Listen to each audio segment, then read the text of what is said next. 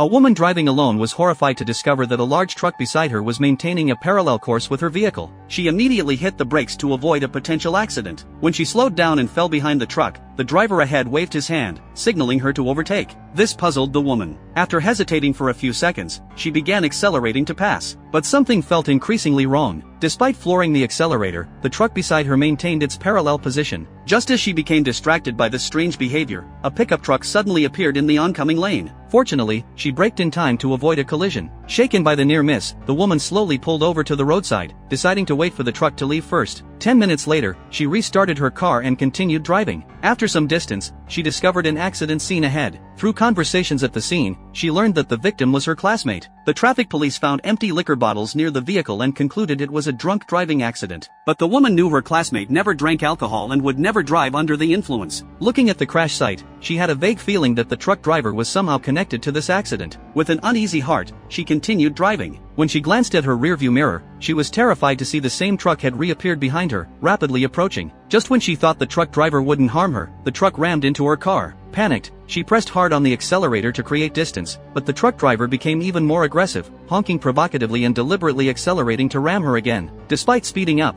she couldn't shake off the truck. At that moment, she spotted a road sign indicating a cafe nearby. This slightly eased her tense nerves, at least she could seek help there. She accelerated again, but the icy road surface suddenly made her vehicle lose control. Fortunately, her driving skills were good enough to regain control after slowing down. However, the truck driver seized this opportunity to ram her again, causing her car to spin out and crash into a snowbank on the roadside. Thankfully, she wasn't injured. Looking up, she saw the cafe was right there. She thought she was finally safe, but when she looked toward the window, the truck had also stopped at the cafe. Want to know what happens next? Follow me for continued updates on this movie story.